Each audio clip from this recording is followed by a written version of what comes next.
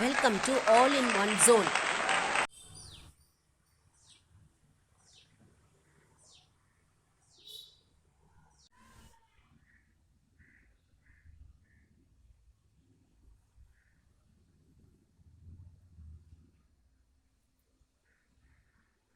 இன்றைக்கி நம்ம வறுத்து அரைச்சி கொட்டின சாம்பார் செய்ய போகிறோம்.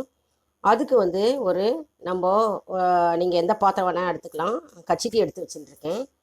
அதுக்கு வந்து நீங்கள் பார்த்தீங்கன்னா நான் ஏற்கனவே வேக வச்சு எடுத்து வச்சுட்டுருக்கேன் பருப்பு.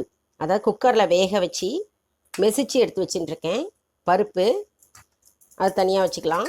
அதுக்கப்புறம் பார்த்திங்கன்னா வெங்காயம், தக்காளி, முள்ளங்கி எல்லாத்தையும் சேர்த்து நறுக்கி போட்டு சீரகம் சிறிதளவு போட்டு குக்கரில் வேக வச்சு இதையும் நான் எடுத்து வச்சுட்டுருக்கேன்.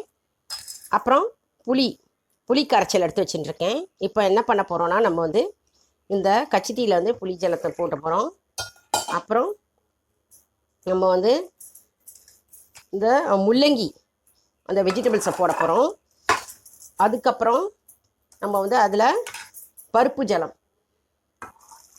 அதையும் போட போகிறோம்.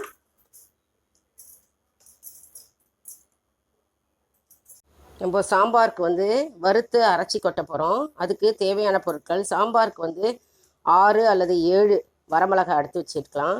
அப்புறம் தேங்காய் வந்து 3 அல்லது 2 வில்லை எடுத்து வச்சுக்கலாம். அப்புறம் கடலைப்பருப்பு 1 ஸ்பூனு, தனியா 2 ஸ்பூனு, சீரகம் 1 ஸ்பூனு, அப்புறம் வெந்தயம் வந்து சிறிதளவு. இதெல்லாம் நம்ம என்ன பண்ண போகிறோம், நம்ம ஒரு பேனில் கொட்டி நல்லா வறுத்துண்டு அரைச்சிக்க போகிறோம். லேசாக அதாவது வறுத்துக்கலாம். இங்கே பாருங்கள், பார்த்திங்கன்னா அரைச்சி கொட்டியிருக்கோம் பாருங்கள். நம்ம வறுத்து அரைச்சி எடுத்துகிட்டு வச்சிட்ருக்கிற அந்த விழுது அதை ஊற்றிக்கிறோம். எல்லாம் சேர்த்து நல்லா மிக்ஸ் பண்ணிவிட்டு மஞ்சப்பொடி 1/4 ஸ்பூன் மஞ்சப்பொடி, அப்புறம் உப்பு தேவையான அளவு உப்பு போட்டுக்கோங்க.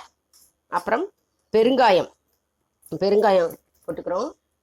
போட்டுட்டு நல்லா கலரிட்டு இதை வந்து அடுப்பில் ஒரு 5 நிமிஷம் கொதிக்க வைக்கணும். நம்ம அடுப்பில் வச்சிடலாம். நம்மளுடைய தாளிப்பு ரெடி ஆகிட்டுருக்கு.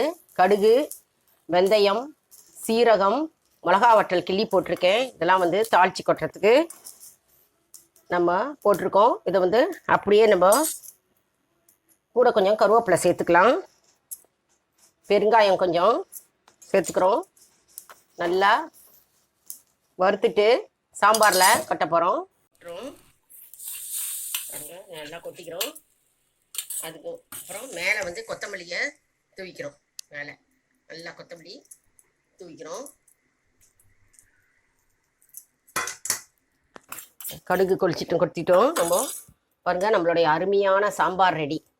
அதாவது அரைச்சி விட்ட சாம்பார், முள்ளங்கி, வெங்காயம், தக்காளி போட்ட அரைச்சி விட்ட சாம்பார் ரொம்ப குயிக்காக ஈஸியாக ரெடி ஆகிடுது. இந்த மாதிரி மெத்தடில் பண்ணலாம் ரொம்ப ஈஸியாக இருக்கும். அதாவது குக்கர்லேயே வேக வச்சுட்டோம், நம்ம பருப்பு வேக வச்சுட்டோம். அதுக்கப்புறம் எல்லா வெஜிடபிள்ஸ் நீங்கள் என்ன வெஜிடபிள்ஸ் வேணாலும் சேர்த்துக்கலாம்.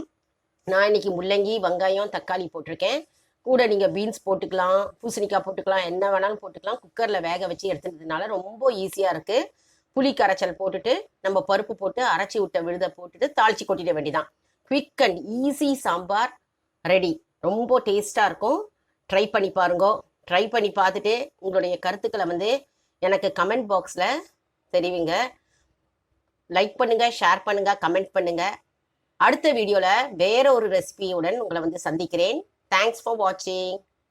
If you like this video, give a like, subscribe to this channel and also share to your friends and relatives. Thank you.